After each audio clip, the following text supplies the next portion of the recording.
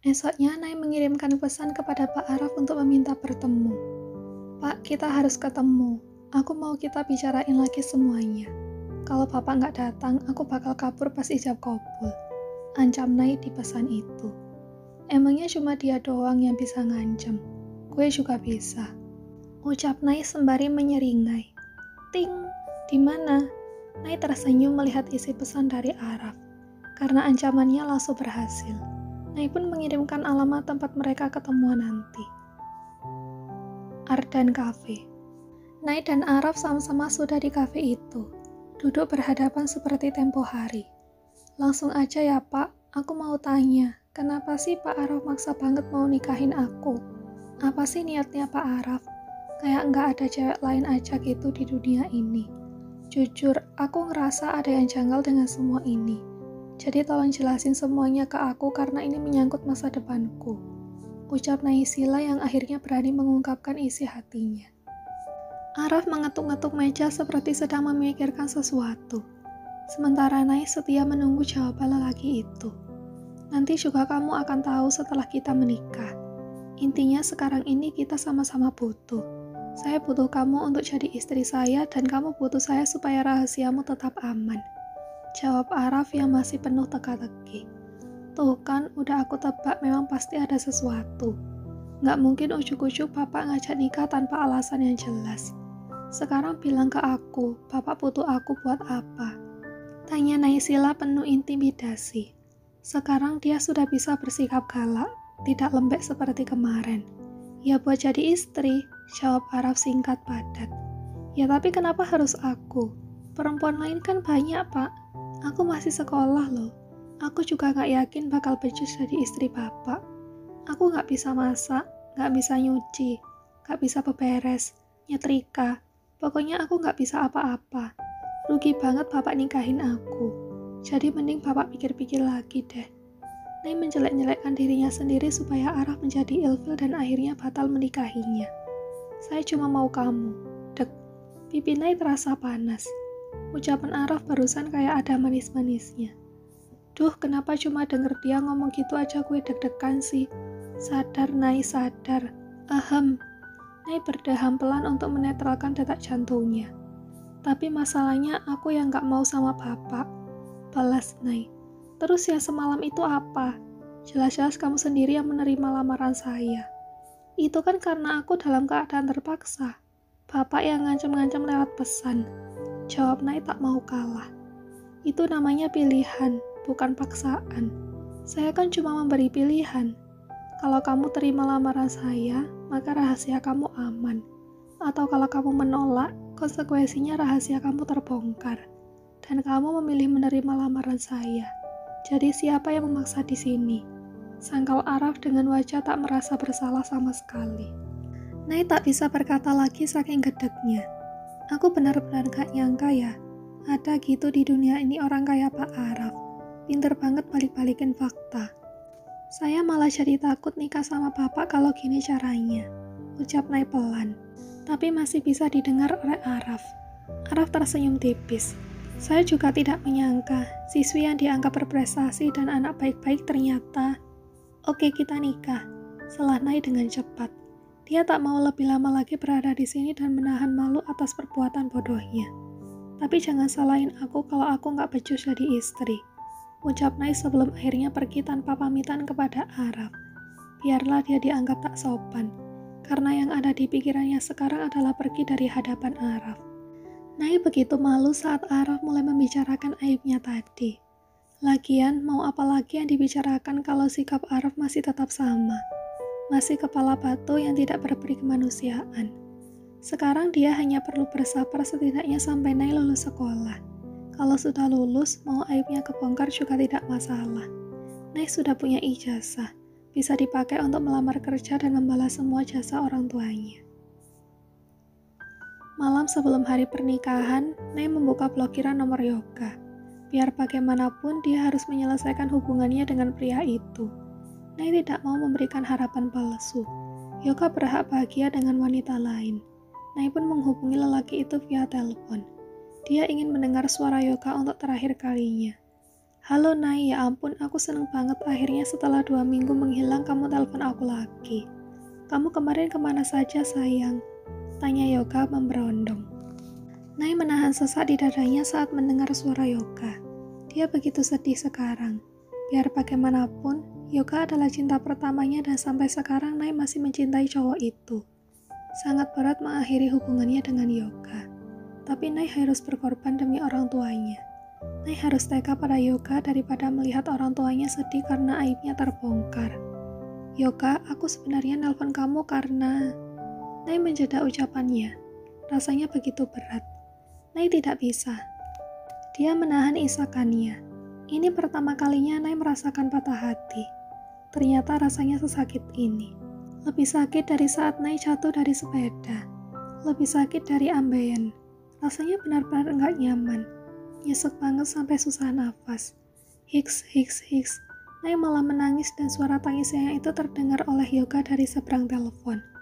Sayang, are you okay? Tanya Yoga khawatir.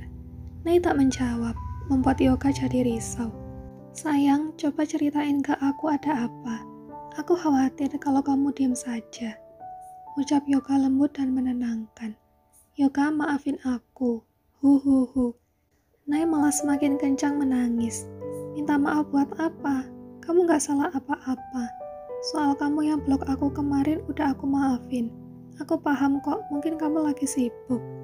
Nay semakin merasa bersalah. Yoga begitu baik dan perhatian. Tapi Nay malah akan menyakiti Yoga dengan keputusannya. Kita putus. Tut. Nay langsung memutuskan sambungan teleponnya secara sepihak. Lalu kembali memblokir nomor Yoga. Tubuhnya luruh ke lantai di samping ranjang. Dia mengambil guling lalu memeluknya dengan erat. Sakit banget, aku gak kuat. Ini semua gara-gara si Araf itu. Sialan, Araf sialan. Nay malah menyalahkan Araf atas semua yang terjadi padanya. Mendadak dia benci sekali pada lelaki itu. Lelaki yang besok pagi akan menjadi suaminya. Tak ada raut kebahagiaan di wajah Nay saat dia didandani oleh perias pengantin. Nay juga diam saja saat acara ijab kabul dilaksanakan. Tahu-tahu dia sudah sah jadi istri Araf. Nay baru sadar saat ibunya menepuk pundak Nay dan menyuruh Nay mencium tangan Araf. Dengan setengah hati, Nay meraih tangan Araf dan menempelkan keningnya di punggung tangan lelaki itu. Araf sendiri memajukan wajahnya. Hendak mencium kening Naysila agar aktingnya di depan semua orang tampak totalitas. Tapi sial, di saat bersamaan, Nay malah mendongak dan bibir mereka pun tak sengaja bertemu. Baik Araf maupun Naysila sama-sama melotot. Bruk, Nay refleks mendorong Araf sampai lelaki itu terjungkal, membuat semua orang yang berada di sana terkaget-kaget. Maaf, Nay enggak sengaja, hehehe, ucap Nay sambil nyengir kuda. Dia melirik ke arah Araf yang sekarang sudah duduk di tempatnya semula. Ada kemarahan bercampur malu di wajah pria itu. Tapi Nay bodoh amat. Lebih sakit juga hatinya yang harus mutusin Yoga pas dia lagi cinta-cintanya.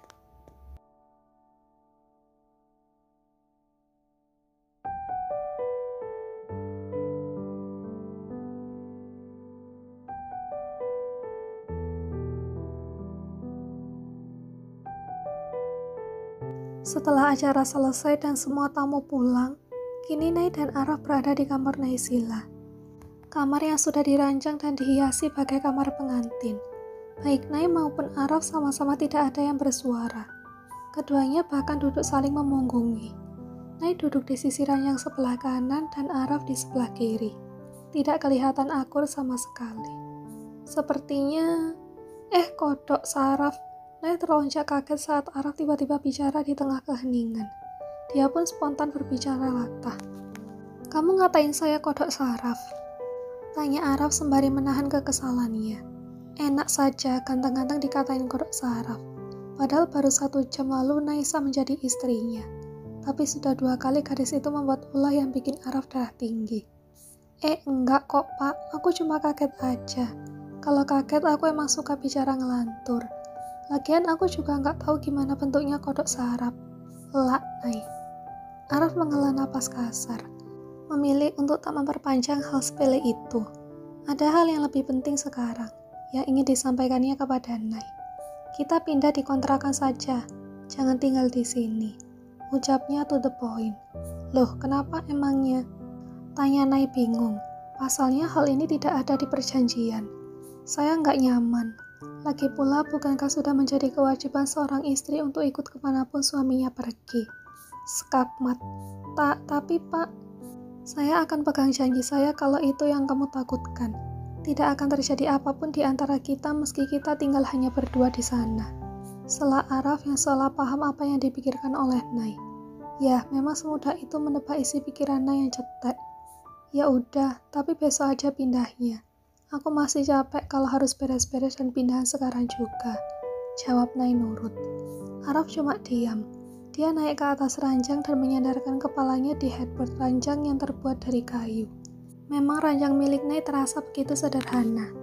Sangat berbeda dengan yang dimilikinya. Tapi meski sempit dan juga barang-barang di kamar ini serba sederhana, kamar ini begitu bersih dan terasa nyaman. Semua peralatan diletakkan di tempat yang semestinya. Bahkan Araf sama sekali tak merasakan adanya debu sedikit pun. Araf jadi penasaran, siapa yang rutin membersihkan kamar ini? Karena kemarin Nay bilang kalau gadis itu tidak bisa apa-apa. Matanya sedikit melirik ke arah Naysila yang duduk di ujung kasur memunggunginya. Ngerasa heran karena istrinya itu suka sekali cosplay jadi patung manekin. Seakan melamun adalah hobi yang paling menyenangkan. Kamu mau sampai kapan duduk di situ? Tanya Araf. Nay lagi-lagi terlonjak, lalu memegangi dadanya yang jedak-jeduk karena kaget. Ini orang kok hobinya bikin kaget sih? Emangnya pas hamil ngidam ngagetin orang tapi nggak kesampaian kayaknya. Batin Nay dalam hati, kesal. Dia pun menjawab dengan ketus. Ya terserah aku dong, mau duduk di sini sampai besok pagi juga, ini kan kamar aku. Araf tersenyum tipis melihat istri bocilnya yang ngambekan. Senyuman yang sangat tipis sampai cicak dan nyamuk yang sedang mengintip mereka pun tak bisa melihatnya dengan jelas. Nay lalu bangkit dari tempatnya, berjalan ke arah lemari pakaian miliknya dan mencari baju ganti karena Nay masih memakai kebaya pengantin. Dia mencari baju tidur panjang berbahan tebal.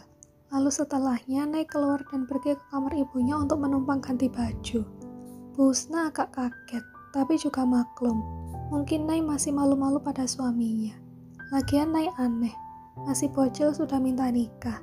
Giliran sudah nikah masih malu-malu kucing garong sama suaminya. Nay dan Araf sama-sama sudah berdiri di depan sebuah rumah yang katanya rumah yang disewa Araf.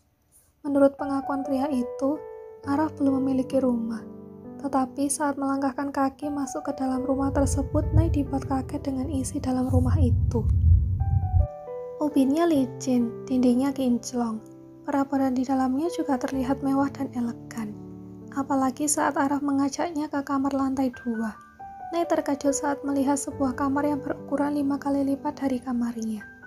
Ini kamarmu, ucap Araf menyadarkan Nay dari lamunannya. Kak, kamar aku. Nay agak kaget. Agak tidak paham juga karena Araf bilang ini kamarnya. Itu artinya penghuninya cuma Nay saja. Terus Araf tidur di mana? Seharusnya kan Araf bilang kalau ini kamar mereka. Ya bukannya Nay ngarep banget tidur satu kamar dengan Araf. Tapi yang Nay tahu pasangan suami istri itu biasanya kan tidur satu ranjang. Saya tidur di kamar sebelah. Araf menjawab tanpa ditanya. Nay semakin bingung. Jadi maksudnya gue sama dia pisah ranjang. Batin Nay. Saya hanya sedang menunaikan janji. Kalau kita tidur satu kamar, saya tidak bisa menjamin. Nay langsung paham kali ini. Dia bersyukur karena Araf ternyata memegang janjinya. Dia pun manggut-manggut tanda mengerti. Araf pun keluar dari kamar itu, meninggalkan Nay yang masih celingukan memandangi fasilitas kamarnya yang luar biasa wah. Jika bocilnya mendadak meronta-ronta, tak kalah pandangannya bertumpuk pada kasur king size yang kelihatan begitu empuk. Dia langsung berlari ke sana dan loncat-loncat seperti anak kecil. Nay begitu kegirangan. Bagaimana tidak? Selama ini dia tidur di kasur kapuk yang keras dan dialasi kasur busa tipis. Baru ini dia bisa merasakan tidur di spring bed empuk. Ternyata nggak buruk-buruk amat kok nikah sama si Saraf. Gumam Nay yang sudah rebahan sambil meluk guling yang empuk. Namun sedetik kemudian dia cemberut. Tapi aku jadi nggak punya ayang, jadi kesepian deh. Gerutunya. Celing, tiba-tiba sebuah ide muncul. Apa aku cari ayang baru aja ya? Lumayan buat dijadiin temen chat, gumamnya ketika mendapat ide sesat. Tapi daripada cari ayang baru kan mending balikan sama Yoga. Aku udah nyaman banget sama dia. Lagian ayang Yoga kan masa depan aku. Aku sama si Saraf bakal cerai setelah lulus SMA. Iya deh, aku balikan aja. Nai buru-buru membuka blokirannya. Dan sesuai tebakan Nai, Yoga banyak mengirim pesan. Nai tertawa melihatnya. Dia pasti galau banget, sama kayak aku semalam, pikirnya. Nai pun lantas mengetikkan sebuah pesan. Sayang, semalam itu aku cuma ngeprank. Maafin aku ya, kamu pasti kaget banget. Sialnya pesan dari Nai malah tidak terkirim gara-gara paketannya habis. Nai akhirnya memilih untuk mengerjakan hal lain, yaitu beres-beres baju dan juga buku-buku pelajarannya untuk kemudian disimpan di meja belajar. Tapi ternyata di kamar itu tak ada meja belajar, yang ada hanya meja rias. Nai jadi bingung. Dia pun memutuskan keluar dari kamarnya dan pergi ke kamar sebelah, ke kamar Araf. Tok tok tok, Pak Araf, panggil Nai. Tak lama pintu terbuka. Ada apa? Nai menengadahkan tangannya, minta duit. Araf melotot. Buat apa? Beli meja belajar. Jawab Nai enteng seperti tak punya beban. Karena yang ada di pikiran cewek itu, kalau sudah nikah, suamilah yang menggantikan peran orang tua dalam hal memenuhi kebutuhannya. Jadi Nai anggap Pak Araf adalah pengganti orang tuanya selama dia tinggal di rumah Araf. Nanti saya belikan, kamu mau yang model seperti apa? Tanya Araf. Terserah, yang penting bisa dipakai, jawab Nai. Oke, ada lagi? Memang boleh minta lagi? Tanya Nai dengan mata berbinar. Araf mengangguk. Beliin paket. Paketan aku udah habis. Padahal aku kan mau telepon ayang. Nai tak sadar keceplosan. Apa?